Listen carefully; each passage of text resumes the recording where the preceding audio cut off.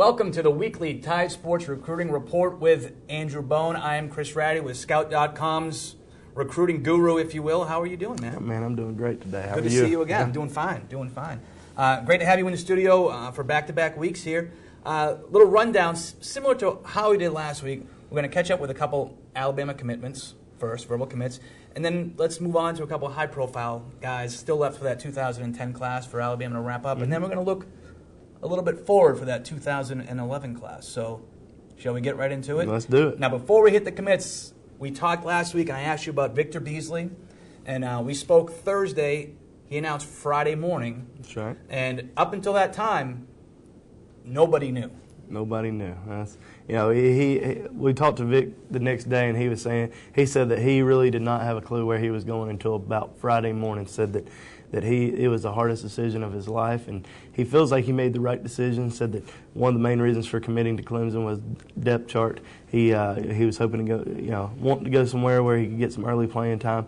They recruited him to play on as a wide receiver, and hopes to go in there and play early. And best of luck to him. He's a great kid, and Clemson got a solid pickup in him. And that was head coach Nick Saban's sell early on when he first got to Alabama was depth chart and quick playing time. And now that he's starting to develop these classes, it's not so much of a selling point for Coach. That's right. I mean, Alabama's bringing in a lot of talent, and you gotta be ready to come in and compete if you want to start here at Alabama. Now did he have on paper? Did Beasley have anything from Alabama?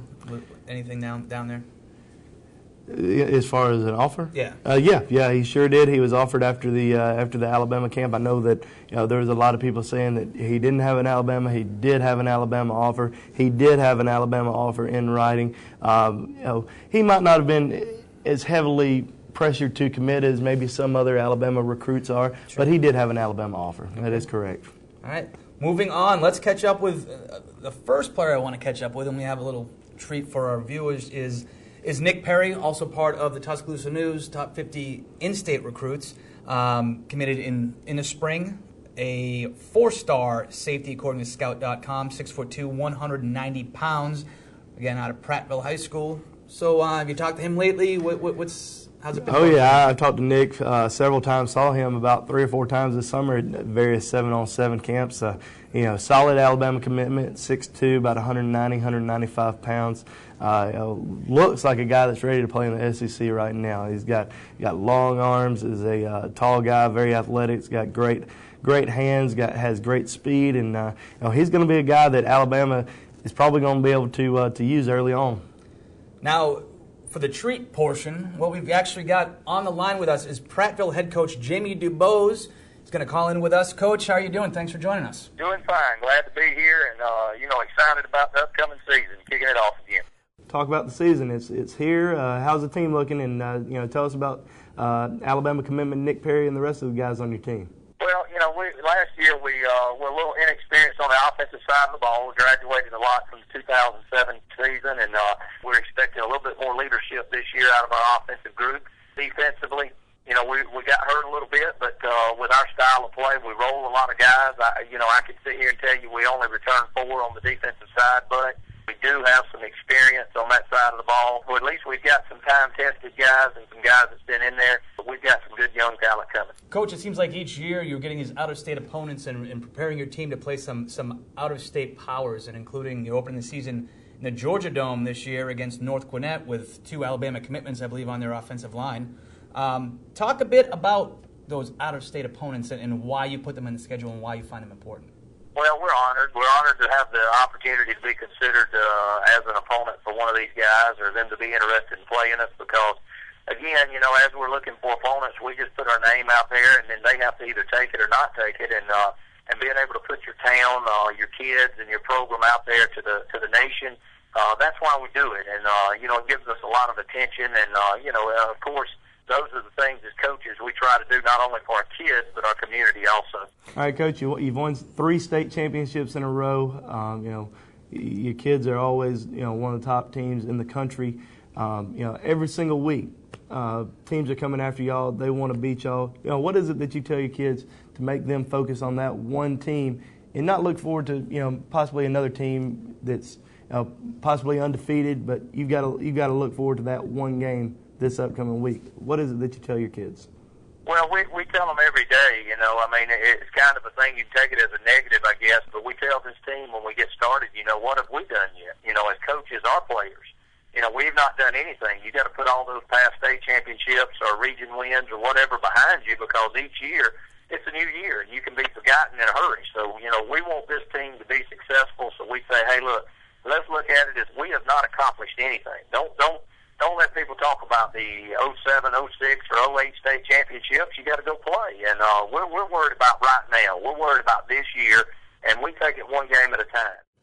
All right, that was Prattville head coach Jamie DuBose with us on the Recruiting Report, TideSports.com. Let's move into number 2, Jalston Fowler on Scout.com. Today you have an article about Fowler expects big things in 2009. So what's he been talking about lately? Well, Jalston Fowler, as many people know, he is an Alabama commitment, a big running back, about 6 foot, 240 pounds. He's a Scout.com 4-star recruit.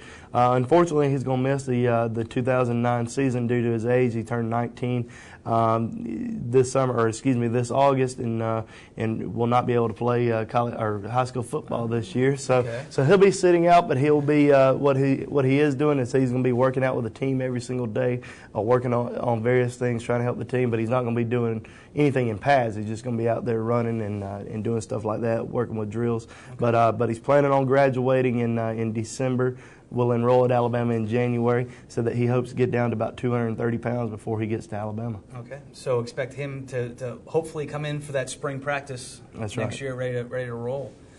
Okay, so catching up with a couple verbal commitments, time to move on to some big guns still out there on Alabama's recruiting board for the 2010 class. And Alabama, as you say, has 5 or 6 spots left on their plate. Basically. That's right. There's not many spots left. Of course, we talked about some guys that are going to be coming in in December, but like I said, there's only about 5 or 6 spots remaining, and Alabama's targeting some big time prospects right now, and I think they're going to have a great chance to get some of them. So the first one we're going to talk about, and you say that he's going to give the word next week.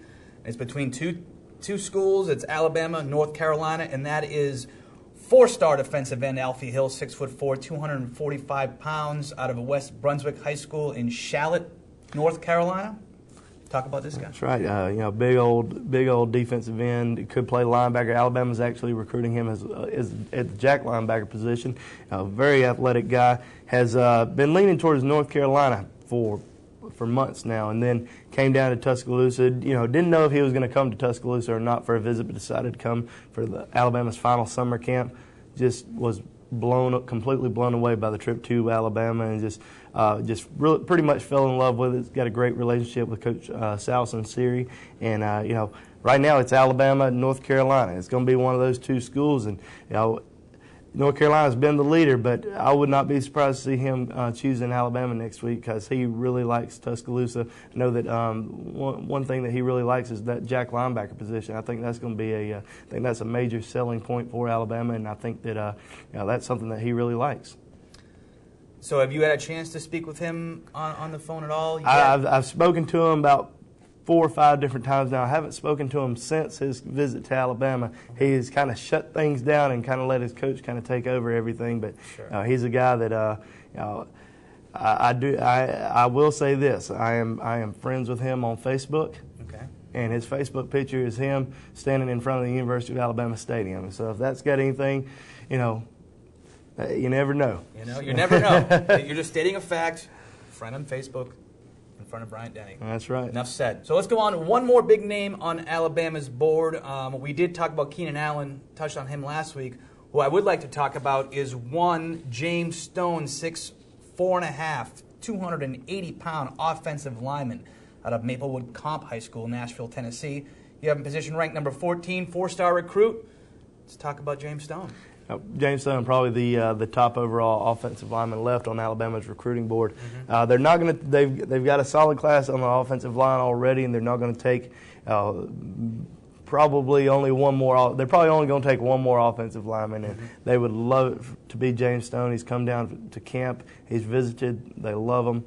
Right now he's got a ton of offers. I think the main schools really that are in the mix are going to end up being Alabama, Tennessee, and Notre Dame. He's going up to Notre Dame here pretty soon. Really likes the Irish, and Tennessee's always going to be tough, but I think that he's a guy that's probably going to end up leaving the state of Tennessee, and I could see him at possibly at either Alabama or Notre Dame. But he's a guy that Alabama really likes and has liked for a very long time now. I got a question for you. When you talk to a lot of these kids, and we won't name any specifically, just from your perspective, I mean, as you said, how recruiting has sort of grown so quickly the last few years, and how they're looking at 2010, 2011, 2012, and you've got kids coming in. What type of personalities do you find more? Do you find our coaches really reining in these kids? Because you're talking about a kid, right, that is talking to some of the greatest programs in the history of college football, right? So you got a kid who's just getting pounded by Notre Dame, Ohio State, University of Alabama, Michigan. He's got all these choices.